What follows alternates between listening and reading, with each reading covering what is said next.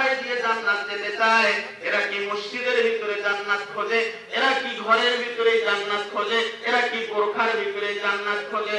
আমার আল্লাহ তাআলা বললেন না, আহাসিবান নাসু আইয়ুতরাকু, শুধু দাড়ি টুপি জুব্বা ব্যবহার করলে আমি তাদেরকে ছেড়ে দেব না।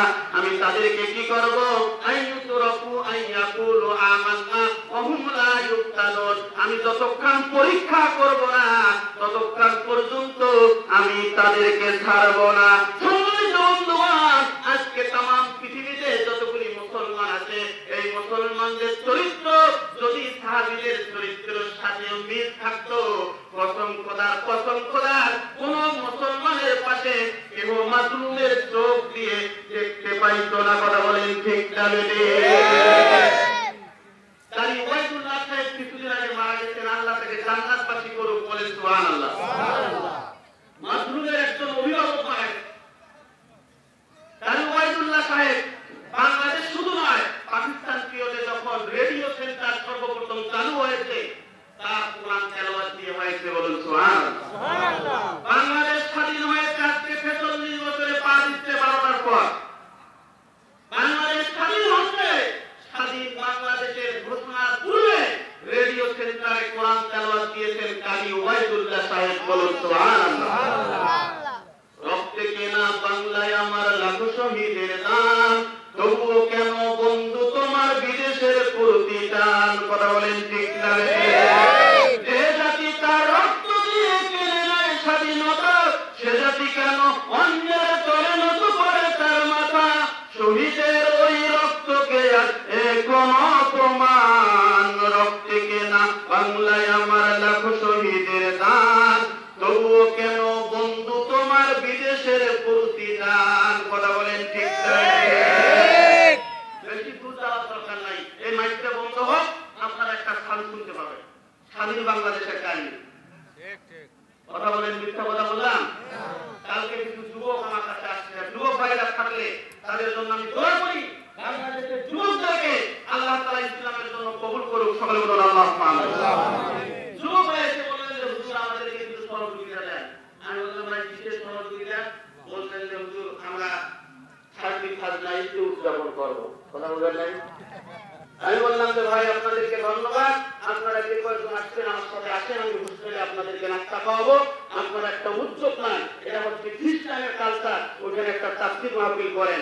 ওরা সকলে সিদ্ধান্ত নিয়েছে 31 নাইটে উদযাপন করবে না, ওরা তাফসীর মাহফিল করবে, বলুন সুবহানাল্লাহ।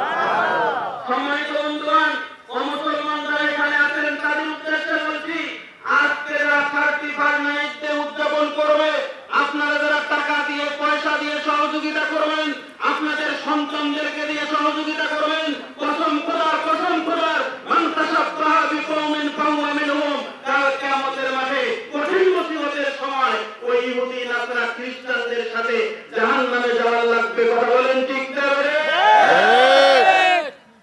আমরা স্বাধীন দেশে বসবাস করি, বাংলাদেশে বসবাস করে আমরা 31 নাইটে উদযাপন করি, এটা হচ্ছে খ্রিস্টানের কালচার।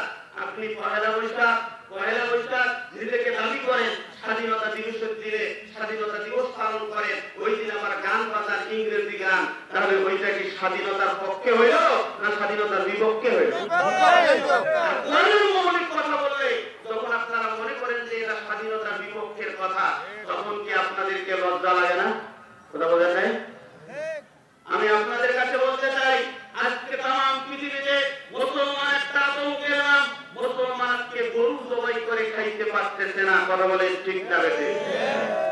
আমার আল্লাহ তাআলা সূরা হাসরের 7 নম্বর আয়াতে বলেছেন, শোনো, মা আতাকুমুর রাসূলু ফাখুযু ওয়া মা নাহাকুম আনহু ফান্তাহু। বলেন আল্লাহু আকবার।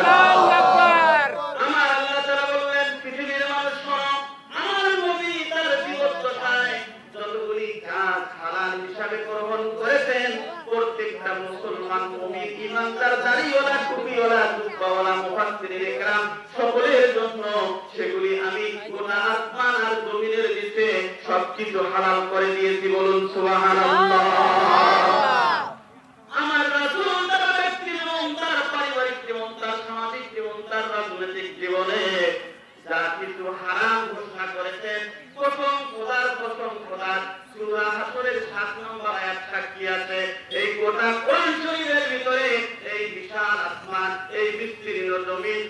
পৃথিবীর জমিনে আমার আল্লাহ তাআলা সব হারাম ঘোষণা করেছেন, বলুন সুবহানাল্লাহ। কিন্তু আল্লাহর রাসূল তার জীবন দশায় জন্মদিবস পালন করেছেন নাকি? না। আজকে কথা বলেন, আমার সাথে কথা বলেন না কেন, বলছে নাকি? মুহররম মাসের প্রথম দিনে বর্ষবরণ করেছেন নাকি?